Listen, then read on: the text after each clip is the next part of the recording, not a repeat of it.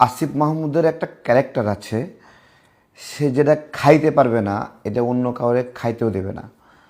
এই ক্যারেক্টার থেকে সে যেহেতু নির্বাচন করতে পারছে না বা একটা গোলযোগে পড়ে গেছিল, এখন তো নির্বাচনের মাঠে সে নাই, সে চাচ্ছে নির্বাচনটা বানচাল হোক এবং পুরা সিস্টেমটাকে সে মোবিলাইজ করার চেষ্টা করছে যে নির্বাচন করবে না।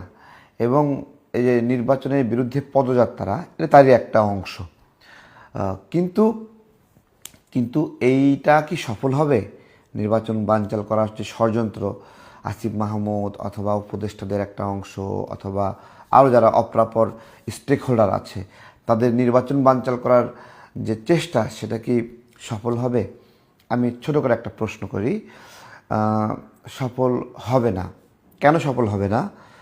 যেহেতু ইসলামী আন্দোলন একটা ভিন্ন প্রক্রিয়ায়, ভিন্ন আকার নিয়ে রাজনৈতিক ময়দানে অবস্থান করছে এবং ভালো একটা সংখ্যা নিয়ে জাতীয় পার্টি নির্বাচনী ময়দানে অবস্থান করছে।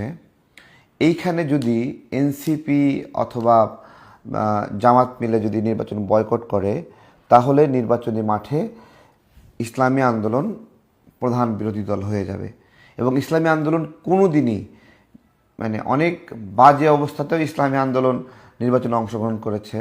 সুতরাং এইবার তো ইসলামী আন্দোলনের নির্বাচন বয়কট করার কোনো প্রশ্ন আসে না। ইসলামী আন্দোলনের এই ধরনের শক্তিশালী অবস্থানের কারণে এই সময়ে নির্বাচন বানচাল করার সকল ষড়যন্ত্র একবারে ভেস্তে যাবে।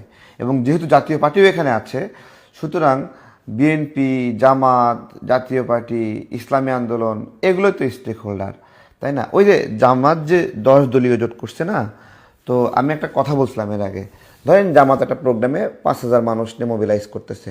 10 দলীয় জোট হওয়ার কারণে এই সংখ্যাটা 5,050 হবে, মানে 50 জন বাড়বে। বিষয়টা এরকম না যে জামাত 5,000 ছিল, 10 দলীয় জোট হওয়ার কারণে এটা 8,000 হবে লোকজন, এই রকম মোটেও না।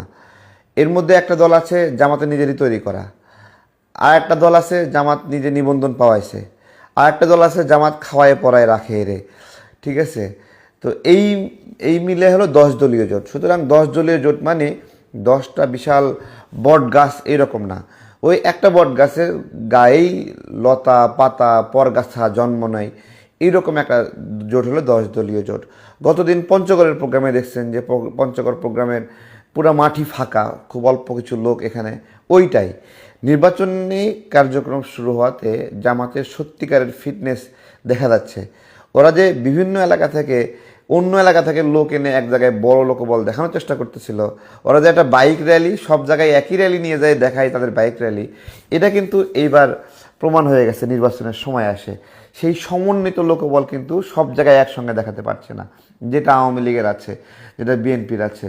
যেটা বিএনপি চাইলে একটা ওয়ার্ডে 1-1.5 হাজার মানুষ করতে পারে, বাট জামাত 10টা ওয়ার্ড মিলে এটা একটা ওয়ার্ডে গিয়ে করে, আবার ওইটা নিয়ে আর একটা ওয়ার্ডে গিয়ে করে, এরকম। কিন্তু যখন 10টা ওয়ার্ডে একসাথে মিটিং করার প্রয়োজন হয়, তখন ওরা 10 জন করে অবস্থান হয়। তো এই জায়গা থেকে তাদের নির্বাচনী মাঠের সক্ষমতা, এটা তারাই বিচার করবে, সমস্যা নাই। কিন্তু নির্বাচন বানচালের জন্য আসিফ মাহমুদরা যেই মানে পোড়াপুরি করতেছে, এইটা মোটেও সম্ভব না, এখন আর সম্ভবই না, এটা অহেতুক। একটা গেল বিষয়। 2 নম্বর বিষয় হলো, বলছিলাম যে জামাতে ইসলাম কেন এনআইডি কার্ড সংগ্রহ করতেছে। ঠিক আছে, আমার ঢাকা 12 আসনে যে সকল ভোটাররা আছেন, জামাত যদি এনআইডি কার্ড সংগ্রহ করতে যায়, এদেরকে ধরে আমাদেরকে ফোন দিবেন, আমরা নির্বাচন কর্মকর্তা, রিটার্নিং কর্মকর্তা অথবা পুলিশকে আমরা জানাবো, অথবা আপনারাও 999-এ ফোন দিয়ে এদেরকে আটকায়ে পুলিশে দিয়ে দিবেন এনআইডি কার্ড সংগ্রহ করতে গেলে। এনআইডি কার্ডটা কেন সংগ্রহ করতেছে?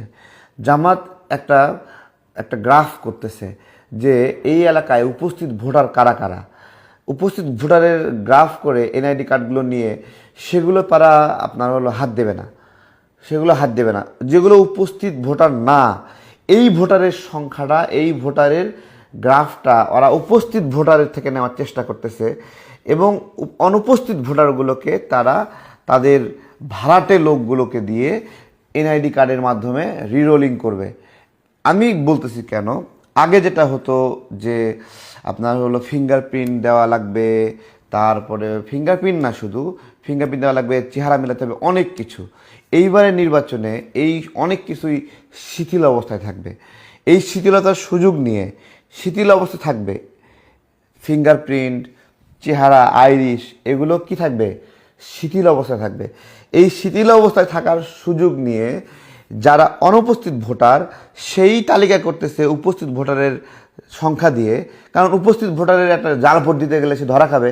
কিন্তু এই এলাকায় আগে ভোটার ছিল, কিন্তু এখন এই এলাকায় থাকে না, এইরকম লোকদের তালিকা ব্যবহার করছে, এরকম লোকদের তালিকা দাঁড় করাচ্ছে, তাদেরকে জাল ভোট দেওয়ার জন্য করতেছে। এইটা একটা ভয়ঙ্কর ষড়যন্ত্র। এছাড়া এনআইডি কার্ড নাম্বার নেওয়ার কোনো যৌক্তিকতা নাই। জামাত যে এনআইডি কার্ডের নাম্বার নিচ্ছে মাঠে গিয়ে তালিকা করে করে, এটা শুধুমাত্র জাল ভোট দেওয়ার একটা তারা নকশা করছে। এই জায়গাতে বিএনপি, ইসলামী আন্দোলন, জাতীয় পার্টি, অন্যান্য অপরাপর যারা স্টেক হোল্ডার আছে, তারা যদি সতর্ক না হয়, তাহলে জামাতের এই জাল ভোট কার্যক্রম আপনারা টের পাবেন। এই সেম কাজটা ছাত্র সংসদ নির্বাচনের ক্ষেত্রে ওরা করেছে, যে ওদের মূল খেলাটাই ছিল এখানে। দেখেন সারা দিনে যে পরিমাণ ভোট পড়ছে, যে পরিমাণ ছাত্র আসছে, তার সংখ্যা কিন্তু তারতম্য ছিল। তার মানে যে সংখ্যাটা আসেনি, সেই সংখ্যাটা নিয়েই ওরা একটা মেকানিজম করছে, সেই সংখ্যাটা নিয়েই একটা, এবং ওদের একটা তালিয়ে ছিল যে ভোটারের ছবি থাকবে না। ওরা খুব করে যাচ্ছিল যে ভোটের তালিকায় যেন ছবি না থাকে, এরা ওরা খুব চেষ্টা করছে।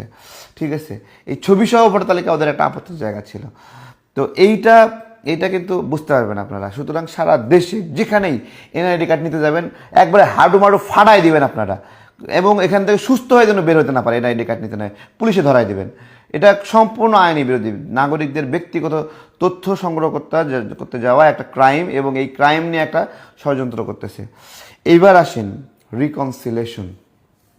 রিকনসিলেশনের বিষয়ে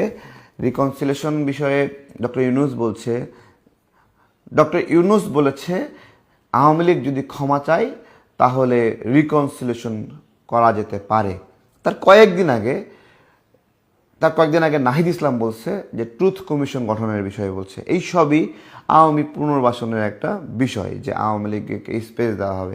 কিন্তু একটা শব্দ বলছে, সেটা হলো যে ক্ষমা চাইতে হবে। এবার আসেন রিকনসিলেশন ক্ষমার মাধ্যমে হয় কিনা। ঠিক আছে, দেখুন আমি একটা প্রশ্ন করি, যে যেই ব্যক্তিটা অপরাধ করেনি তাকে যদি বলেন তুমি যদি ক্ষমা চাও তাহলে তোমাকে এই ঘরে ঢুকতে দেব, তাহলে যেই ব্যক্তিটা অপরাধ করেনি সে যদি ক্ষমা চেয়ে ওই ঘরে ঢোকে, তাহলে নিরপরাধ ওই ব্যক্তিটা ক্ষমা চাওয়ার মাধ্যমে অপরাধী হয় কিনা। আরেকটা বিষয় বলছি, কোনো একটা খুনি, সেই খুনি তাকে বলা হচ্ছে তুমি যদি ক্ষমা চাও তাহলে আমাদের সঙ্গে মিটিংয়ে বসতে পারবা। আমার প্রশ্ন হলো যে খুনের অভিযুক্ত সে ক্ষমা চাইলেই কোনো মিটিংয়ে অ্যাক্সেস পায় কিনা।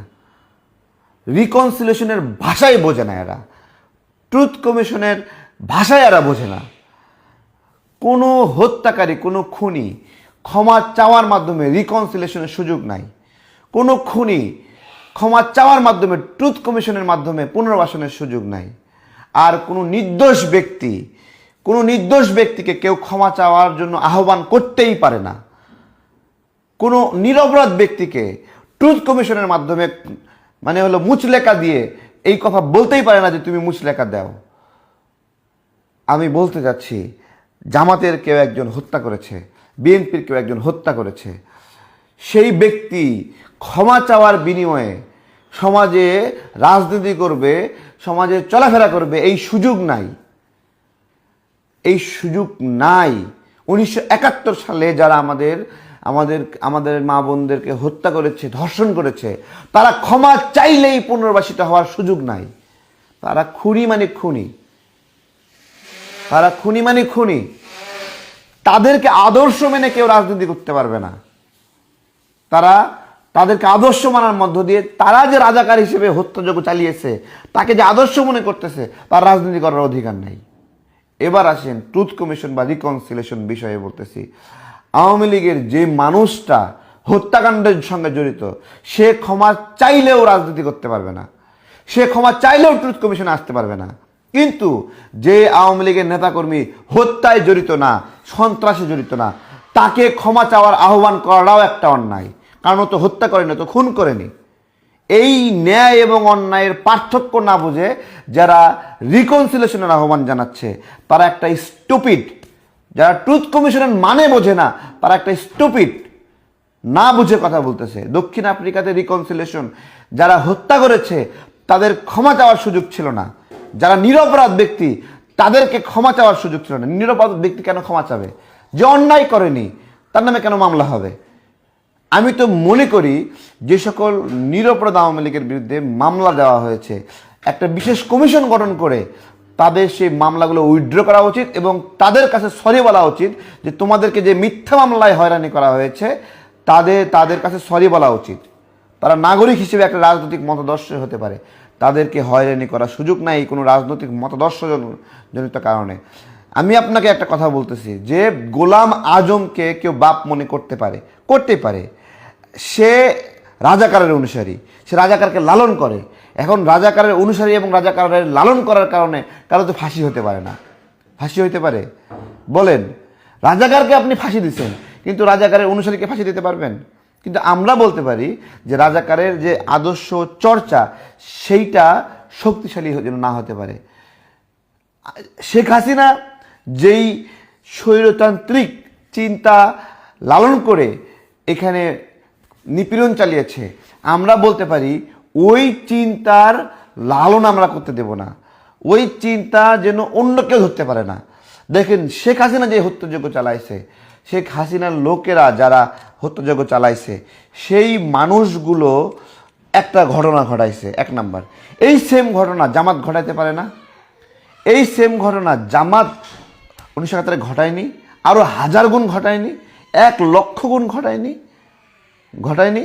ঘটাইছে। অর্থাৎ ক্ষমতা, এই ক্ষমতার অপব্যবহার, এটাই হলো মূল সমস্যা। এখান থেকেই স্বৈরতন্ত্র, এখান থেকেই মানুষ নেয় হলো দায়িত্ব, কিন্তু দায়িত্ব নেওয়ার পরে মানুষ হয়ে যায় ক্ষমতাবান।